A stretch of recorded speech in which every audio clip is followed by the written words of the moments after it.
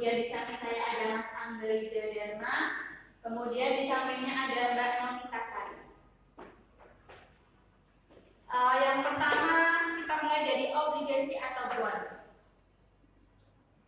Obligasi merupakan istilah dalam pasar modal yang menyebut surat pernyataan utang dari penerbit obligasi kepada pemegang obligasi.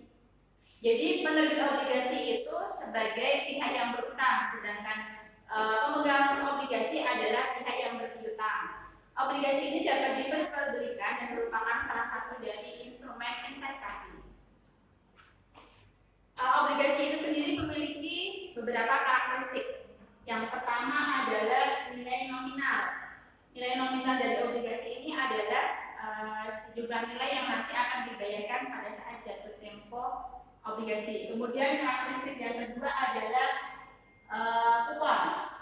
Kupon yaitu nilai bunga yang akan diterima oleh pemegang obligasi.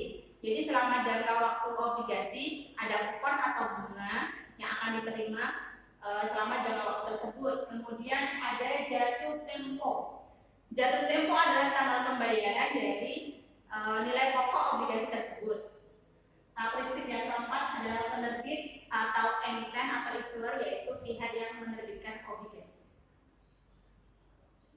Kemudian obligasi itu sendiri memiliki keuntungan dan risiko. Keuntungannya ada 3. Yang pertama adalah memberikan pendapatan tetap berupa bunga atau kupon. Jadi seperti tadi saya sampaikan bahwa dalam jangka waktu obligasi tersebut pemegang obligasi akan menerima bunga atau kupon.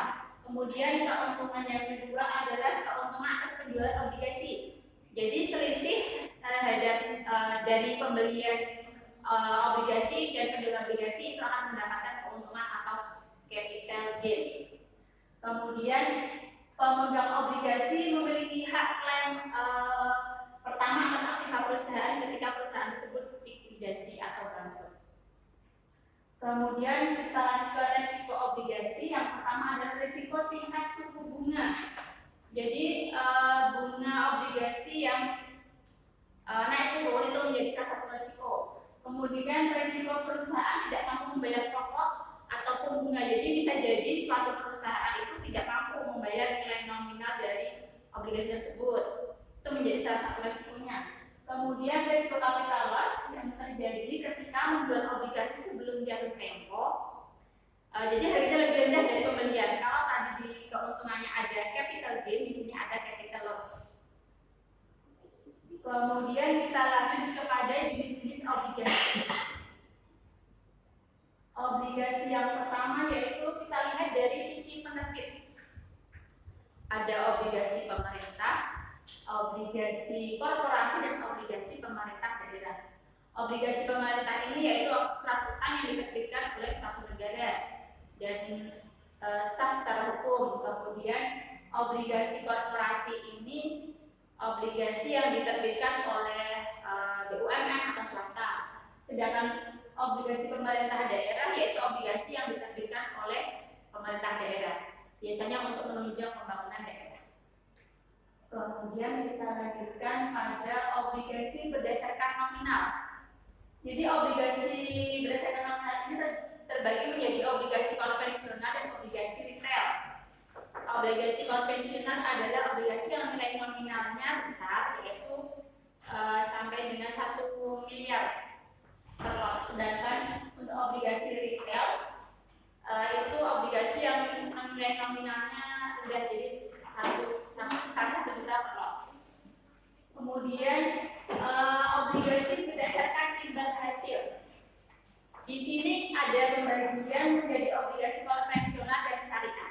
Jadi obligasi konvensional itu sendiri obligasi yang diterbitkan untuk mendapatkan pinjaman dan akan mendapatkan bunga kepada yang didapat oleh pemegang obligasi tersebut. Sedangkan untuk obligasi syariah, namanya syariah berarti obligasi ini dilaksanakan sesuai dengan syariat Islam. Jadi tidak ada riba di sini ya. Jadi lebih kepada bagi hasil seperti itu. Jadi tidak ada riba seperti yang konvensional. Untuk materi selanjutnya akan disampaikan oleh Mbak Nafika Sari.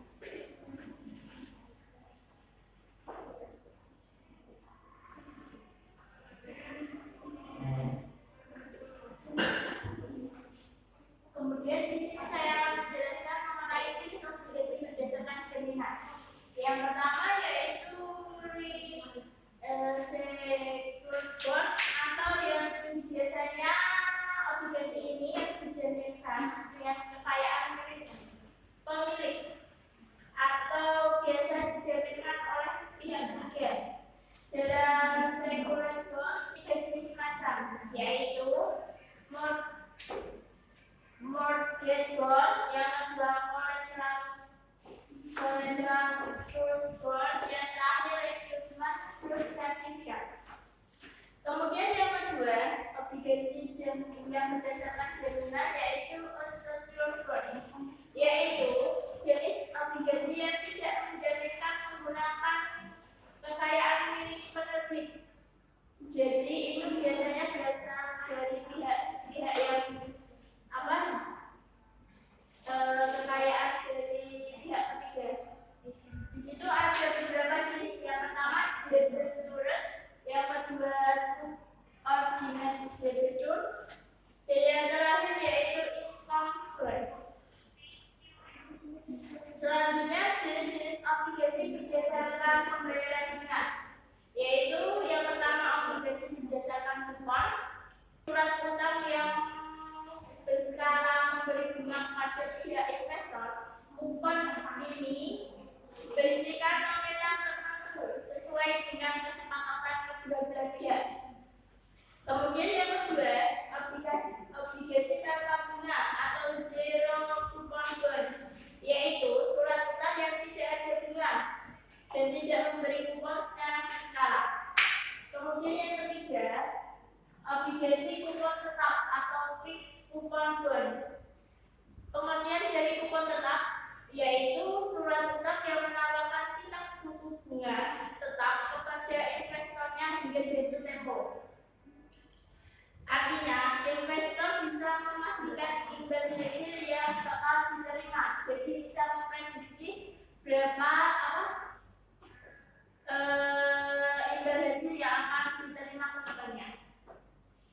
Dan yang terakhir, obligasi kupon mengambang atau floating coupon bonds, yaitu kupon yang ditawarkan oleh jenis obligasi ini bisa berupa nilainya tergantung dengan indeks harga pasar uang. Jadi untuk obligasi yang ini, untuk nilainya itu berpengaruh dengan nilai pasar uang yang saat ini. Berarti nilai obligasi itu bisa naik. Selanjutnya yaitu perbedaan saham dan obligasi. Dari segi pengertian atau sifat, saham merupakan surat kepemilikan perusahaan atau penyertaan. Jadi saham di sini itu dikeluarkan perusahaan untuk menarik investor untuk menanamkan modal di situ. Sedangkan obligasi sifatnya yaitu surat utang atau biasanya perusahaan mengeluarkan obligasi karena perusahaan tersebut mengalami penurunan penjualan atau bisa disebut dengan mengalami kerugian, sehingga perusahaan tersebut mengeluarkan obligasi untuk perusahaan menerima income kembali dari jangka waktu. Dari saham disebutkan di situ tidak terbatas. Jadi saham itu setiap orang atau setiap perusahaan tidak memiliki waktu atau ketetapan untuk mengeluarkan saham tersebut. Sedangkan obligasi di situ tertulis terbatas. Artinya obligasi itu dikeluarkan perusahaan pada waktu-waktu tertentu. Sedangkan dari sisi keuntungan, dari sisi saham terdapat obligasi dan capital gain, dan laba yang diterima perusahaan bersifat fluktuatif. Sedangkan obligasi Keuntungan yang didapatkan yaitu bunga dan capital gain, dan bunga yang diterima setiap bulan sifatnya tidak stabil. Dari hak suara, dari sisi saham mempunyai hak suara, sedangkan dari sisi obligasi tidak mempunyai hak suara. Dari hak atas likuidasi, dari sisi saham lebih rendah dari obligasi dan atau kreditur, sedangkan dari obligasi lebih tinggi dibandingkan pemegang saham. Kemudian materi yang akan kita bahas yaitu opsi. Pengertian opsi itu sendiri berdasarkan jasa otoritas jasa keuangan atau OJK. Opsi adalah kebebasan bagi seorang atau suatu pihak untuk melakukan pilihan yang menjadi hak dari orang atau pihak yang bersangkutan untuk memiliki, membeli, menjual, atau menyewa barang atau jasa berdasarkan syarat tertentu. Dalam dunia pasar modal, opsi itu sendiri adalah suatu hak yang didasarkan pada suatu perjanjian untuk membeli atau menjual suatu komoditi, suara berharga keuangan, atau suatu mata uang asing pada suatu tingkat harga yang telah disetujui atau ditetapkan di bank. Jadi, opsi dapat digunakan untuk meminimalisir risiko dan sekaligus memaksimalkan keuntungan dengan daya angkut atau leverage yang lebih besar. Perjanjian ini dilakukan pada waktu dan harga yang telah disepakati berdasarkan awal yang disepakati bersama di awal yang biasanya disebut dengan kontrak standar atau exchange trade option atau ETO.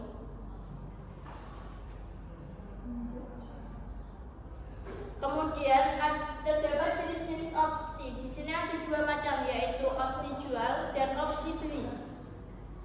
Pengertian opsi jual itu sendiri adalah suatu hak kepada penjual kontrak opsi untuk menjual sebuah instrumen pada harga kesepakatan atau strike price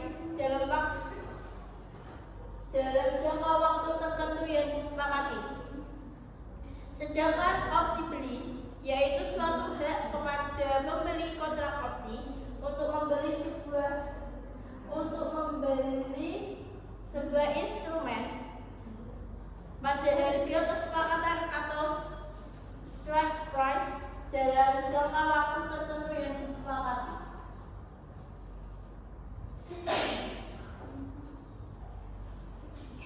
Istilah-istilah yang terdapat dalam jenis opsi itu dibagi ada beberapa macam. Yang pertama, istilah yang terdapat pada opsi jual, yaitu pemberi opsi jual atau yang disebut dengan put option buyer atau juga dapat disebut dengan long put.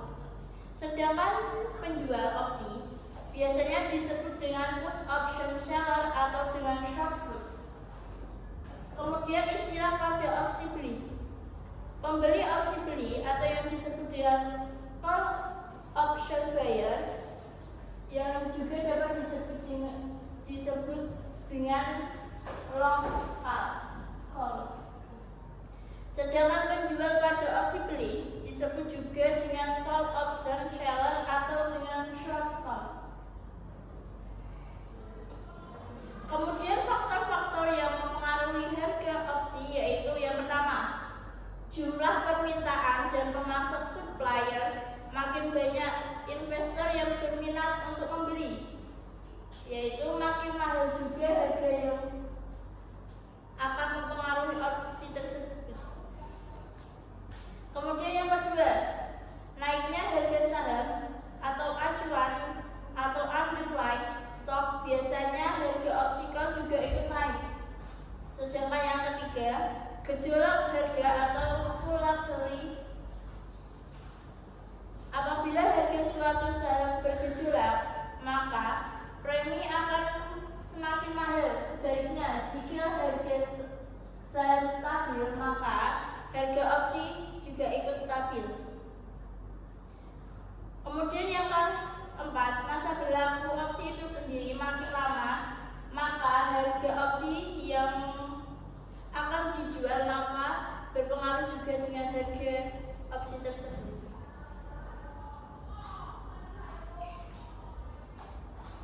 Selain itu, opsi memiliki keuntungan dan kekurangan. Dari keuntungan itu sendiri, opsi memiliki sarana lindung nilai. Yang kedua, potensi keuntungan yang tinggi yang didapatkan oleh investor yang membeli opsi tersebut. Dan yang ketiga, biaya yang dikeluarkan oleh investor untuk membeli opsi itu relatif lebih kecil. Kemudian dari segi kekurangan opsi itu sendiri, struktur opsi itu sangat rumit. Jadi dibalik biaya harga yang relatif kecil, opsi memiliki struktur yang begitu rumit sehingga banyak investor yang lebih memilih obligasi ketimbang opsi. Kemudian yang kedua, potensi resiko kerugian yang tinggi. Jadi dibalik keuntungan yang begitu menggiurkan, opsi juga memiliki resiko kerugian yang cukup relatif tinggi, sehingga investor itu lebih banyak mempertimbangkan untuk membeli opsi itu sendiri. Kemudian materi selanjutnya akan disampaikan oleh Mas Angga.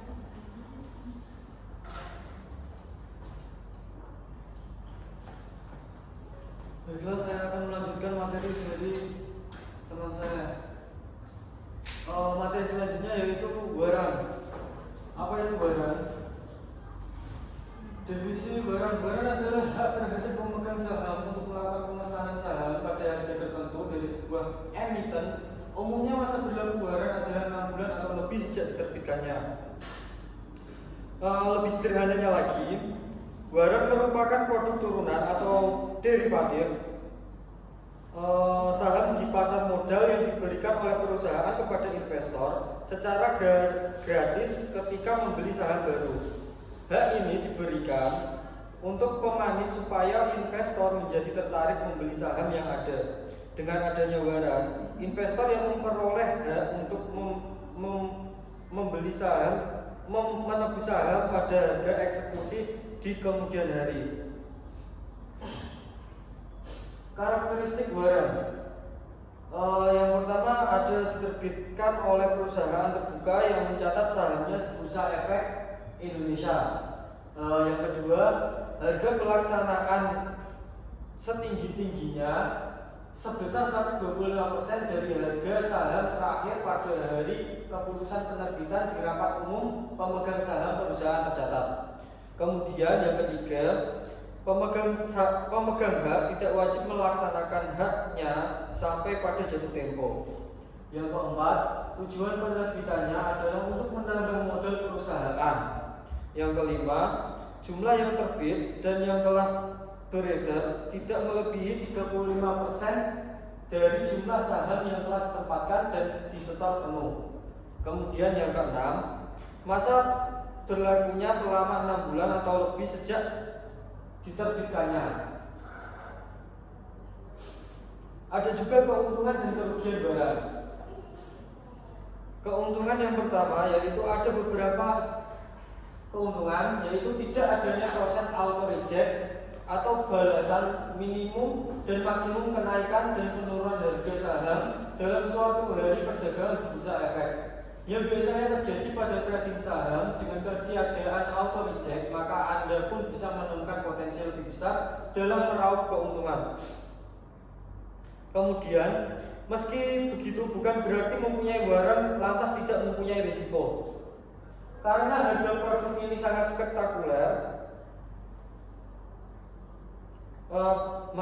yang sangat spekulatif, bahkan lebih dari saham reguler. Pasalnya, waran memang bukan aset keuangan sesungguhnya seperti halnya dengan saham. Dalam investasi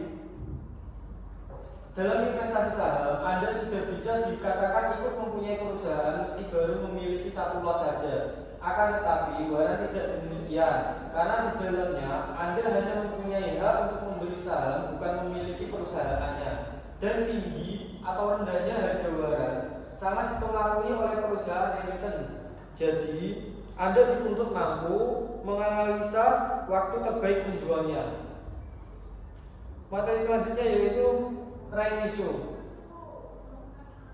Menurut Bursa Efek Indonesia atau BEI, right issue adalah salah satu bentuk peningkatan modal di setor suatu perusahaan. Dalam right issue, perusahaan menawarkan hak kepada pemegang saham yang ada untuk mendapatkan saham baru. Ini sama saja pemegang saham menyetor modal dengan rasio tertentu. Right issue dalam right issue saham berarti penerbitan saham baru. Dengan right issue semakin banyak saham perusahaan yang beredar di pasar.